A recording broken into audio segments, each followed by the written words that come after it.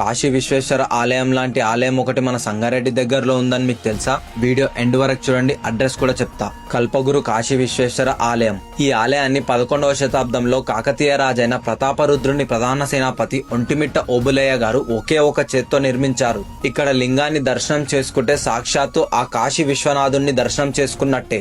అలాగే ఇక్కడ శివరాత్రికి చాలా ఘనంగా వేడుకలు చేస్తారు. ఈ ఊరికి సంబంధించి టోటల్ 4 శాసనాలు. ఒకటి కాకతీయ చాళుక్య చక్రవర్తి కాలం నాటి శాసనం, అలాగే కాశీ విశ్వేశ్వరుడికి మహాభక్తుడైన మాణిక్ ప్రభువి 2 శాసనాలు.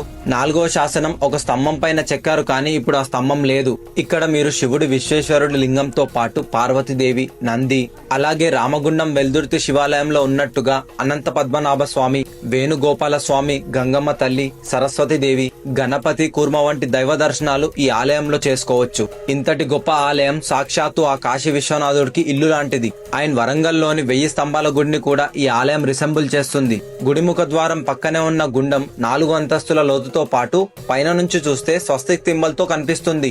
ఈ ఆలయం అడ్రస్ వచ్చేసి సంగారెడ్డి నుంచి 4 కిలోమీటర్ల దూరంలో కల్పగురు విలేజ్ లో ఎగ్జాక్ట్లీ పోస్ట్ ఆఫీస్ పక్కనే ఉంటుంది.